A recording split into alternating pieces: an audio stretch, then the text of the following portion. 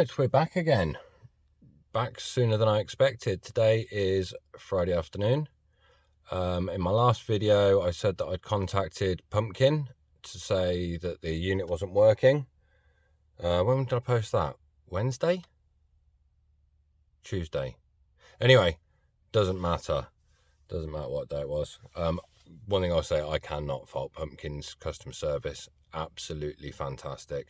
Obviously, the last time I was on here, I said that I was waiting on a tracking number. They sent me the tracking number yesterday morning, Thursday. They posted the head unit Wednesday night at 5:30. And look what we've got here. We have two head units. This is the working one. I know it's working because I've plugged it in and checked it for power. This is the one that doesn't work, but just to show that they are both there. So yeah, they posted it Wednesday night, 5:30, and it was on my doorstep. It was on my doorstep Thursday morning by 11 o'clock. So less than, 18 hours to get to me. Anyway, that we're here for. We are taking this out and we're putting that in. I've got all the accessories up the top of here. Some of these I won't be using, some of them I will. Obviously, like microphone, I've already got one installed up here. GPS over there, so I won't be using that. To install microphone, it's pretty straightforward and simple. Start with where you want your microphone. I've not had to remove any plastics or anything off the car. So I stuck it up here, then I've run the wire down here, and then it's down behind this door seal, down under the dash. And then when the head units, when we've got this out of the way, you've got loads of space where you can feed a wire up through and pull it through. Same with the GPS. That's running down the side of the dash, round underneath the glove box, round to the head unit. So, right, head unit, I'm going to try and do as much of this as I can with one hand. First thing you need to do, if you've got a Volkswagen Golf Mark 5, you've got a cubby at the top of here. Obviously the fascia plate's different as well. And an airbag sign here. Do not unplug the airbag sign. You will get a warning on the dash. So if you've got the cubby hole up here in the Mark 5, there's a couple of T20, you lift the box bit out. There's two T25 screws under there. Where else there might be some other screws under there as well. I can't remember offhand. And the top section that sort of runs across here, you don't need to take it all out. You can just pop it up to expose the two top screws that are this side. Obviously on the Mark 6, and you need to pull out the bottom fascia bit as well so you can access the bottom two. Obviously on the Mark 6, all we've got to do is remove this bit. So we will remove that first. Get yourself a pry tool. I'm just using a fork because this has been done plenty of times before. So you just pop it in. There's a few clips that need to pop off. That's that one done. And then across the bottom.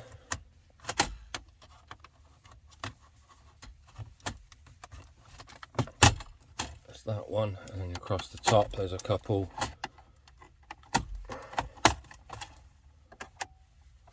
Let's see if we can get the rest of that off by hand. Give it a little wiggle. So yeah, you got these metal clips to unpop. So what you got? 3 across the bottom, 2 on either side, and 2 across the top. Put that out of the way. And when you get here, you'll have screw in there, there, and there. Same on a Mark 5 and the Mark 6, and they are T25 Torx bits, which is the same as you need to get into the top if you've got a Mark 5. So let's find something we can cover up the, I don't want to go damaging anything. Have I got a cloth in here? Yes. Cover up your gear knob so you don't go damaging anything. And then your head unit, old one, we'll just, this is going to be difficult one-handed. Just pulls out. Now obviously in the back of here I've got a lot of wires because it's an Android head unit coming out and I'm replacing it with an Android head unit.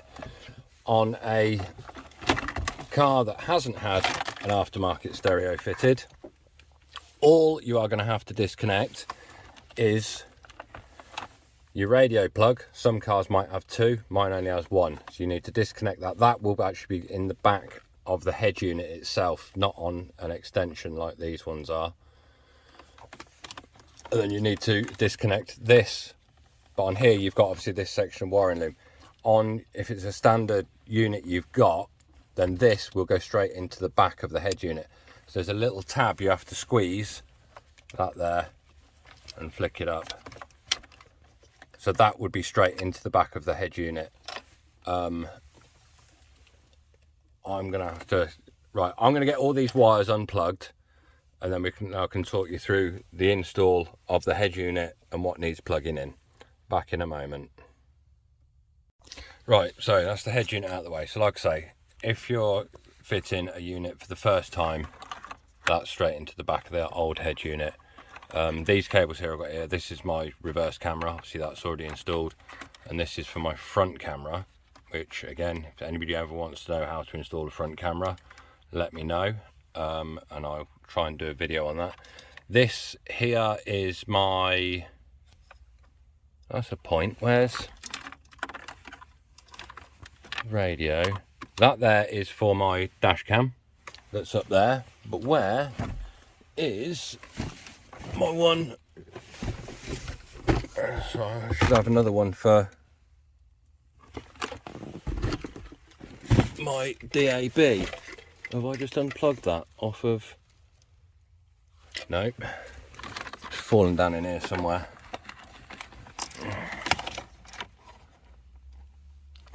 I'll have a look for it in a minute. We'll find it in a minute. Right, so obviously I've already put this in and checked the power, and it is working. So you can do this whichever way you want. You can either plug everything into the back of this first, or plug it in there and then plug everything in. So I'm going to do it this way. I'm going to lay it here. Right, so up on here, first up, we have this, it's your Wi-Fi antenna. So that's on this one. Just put it on there, screw it on.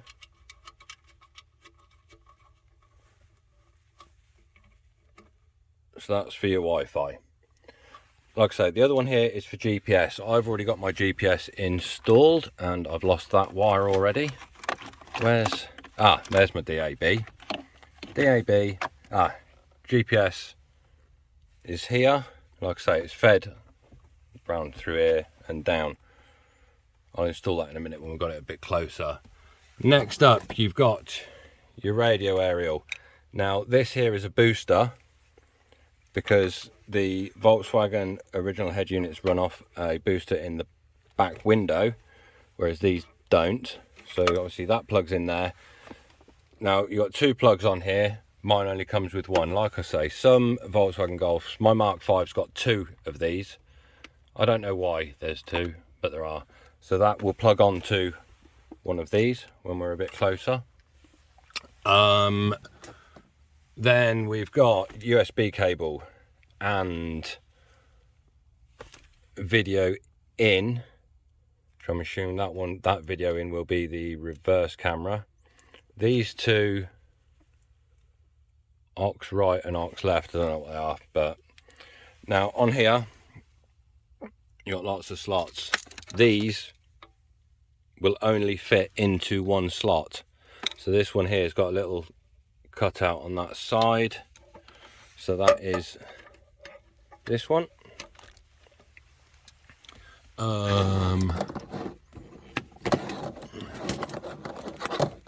we got next?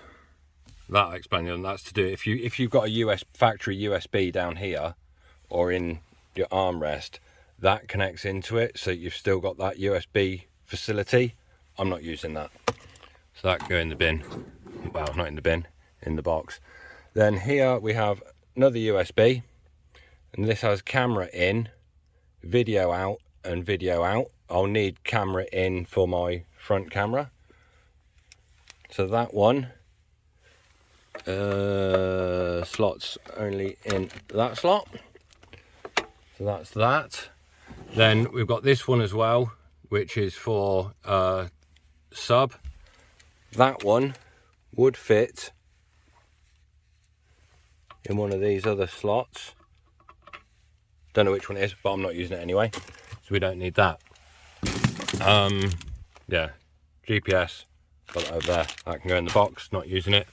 Again, microphone, got it installed, not using it, back in the box. Right, so install time. So move this a bit closer. This is where it's going to get tricky with one hand. Let's rest things on my knee. So first up, one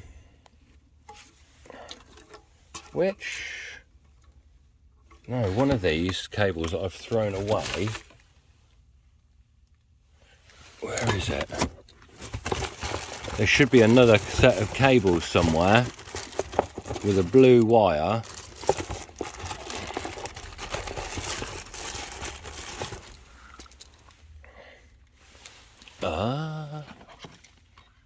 Oh, no, I've thrown my canvas box in there as well. So yeah, so we need to plug that in. We haven't plugged that bit in. I knew there was something missing.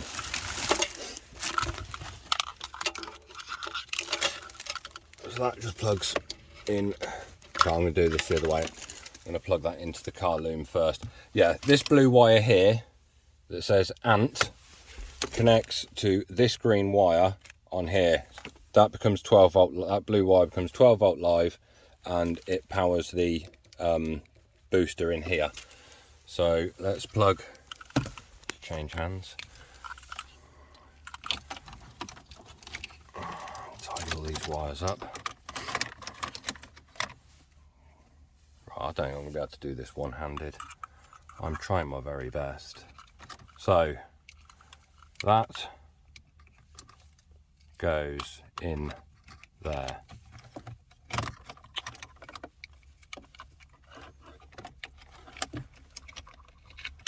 Flick that right up. Push that in, push that down, locks into place. So yeah, these two wires we won't be using. Ground, K2, K1, we don't need those. So yeah, now we're ready to plug the head unit in. So I have this one and plug it in.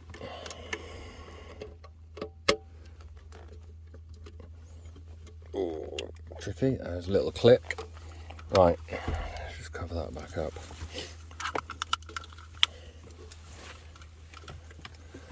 Right, this is all getting a bit messy. Right, so what we got next? Yeah, GPS. Plug that.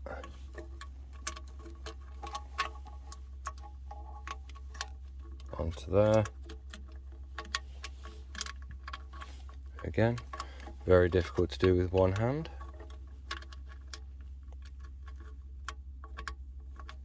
Try to get the thread right. There we go. So that's GPS plugged in. Now obviously for me, I've got my DAB, so that plugs in to, which way around is that? That goes into, that plugs into there. Other USB, where's that tucked? That's tucked down here. USB, where is it?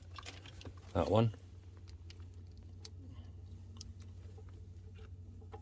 So that's the two USBs plugged in. And we've got the antenna for the aerial. That one plugs onto,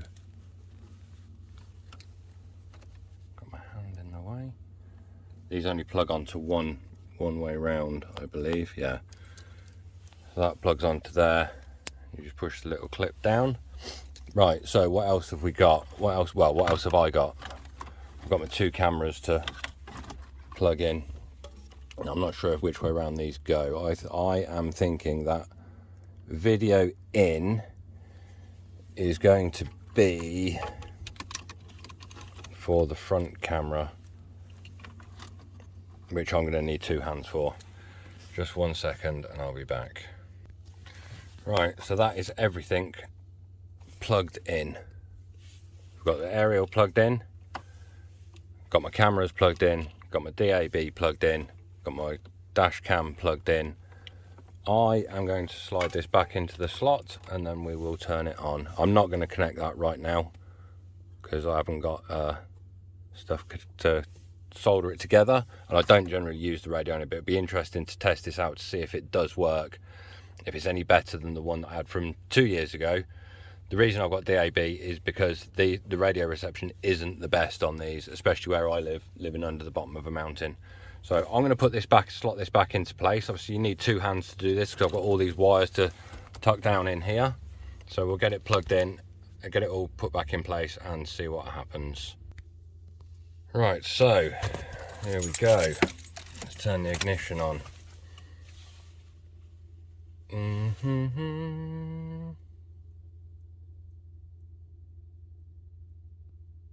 Why is it not coming on?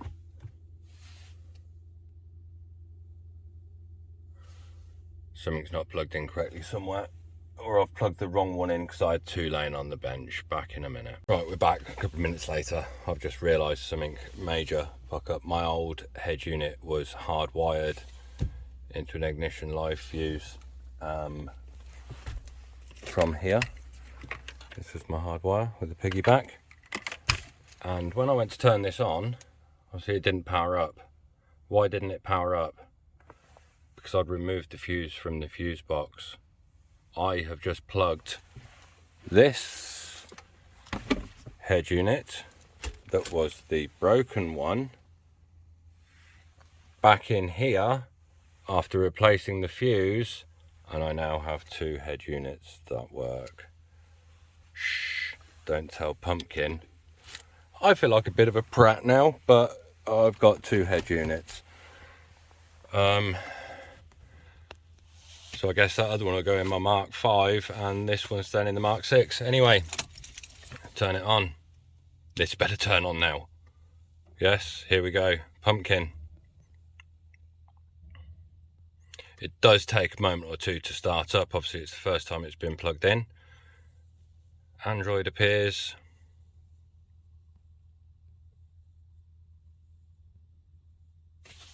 It does take a while to boot up. Obviously every time you start the engine, it's like starting a tablet. It will wipe and start again, but it does load pretty quick. So here we go. First thing I'm going to do is make sure that my DAB is working. Oh, what's this doing now? Okay, so this is the canvas information: miles, speed, revs per minute, how much fuel you've got, battery level. If when you get yours and you comes on and the mileage is in kilometers, and there you just tap that one at the top and it comes to that. Right, home screen. So we've got your nav, Bluetooth. I was going to have to connect my phone up to that. You see that clock just changed then. The reason it's picked up the GPS signal. The clock works on GPS signal or hotspot off your phone, whichever connects first. So radio, just as you can see here, steering controls working. I'm not going to bother tuning in. Let's just see if it does pick up a radio station. Oh no, it won't, because I haven't connected the wire at the back, have I? Home, right. Music. That music there is if you've got an SD card in here, which reminds me I need to take my SD card out of my other head unit and plug it in there. Obviously I need to connect my Wi-Fi, again, be off my hotspot. I'm going to go through all these settings later. So you've got your car info there, which is what we just had up. I'm going to go through all these settings later. AV in. So that's my front camera. Can't demonstrate that until my engine's running. I'm not going to sit here and start my engine. But anyway, let's just go on here. DAB. Again, this might take a minute to load. No service. Why is it saying no? So I'm not really a search. You've got a scan for channels. Obviously, if you are installing a DAB aerial, mine's up here, you do need to remove this A-pillar cover, T20 underneath that airbag sign, take the whole thing out. This has to, there's a copper wire on it that connects to the bodywork of the car, and so that needs to be connected. Again, it's just run down underneath, round the back to the head unit. It won't, this is just the first time it has to scan everything to find what you've got in your area. You will have a lot more radio stations than me, because again, like I say, I live under a mountain, so we've got Absolute Radio, BBC 1, 2, 3, 4. I'll just turn this down. So yeah, still keep turning it down. Let's just mute it altogether. Right, okay, so that's the install of the head unit. It's quite a long video now. I've messed up, obviously, with my last video. So yeah, now I have 2 of these head units for the price of 1 and a headache. But from what I can see so far of this head unit, it works fantastic. What can I say about Pumpkin's customer service? Absolutely brilliant, even though it was actually my fuck up. Why didn't I check that fuse? And why doesn't it work? I tried it in my Mark 5 as well, and that's not working in there. So maybe I haven't got a fuse in the radio slot on that one either. But so yeah, that's the head unit. I just need to put my fascia plate back in, and I'll have a little play around with it later, and get back to you with all the settings. Thank you.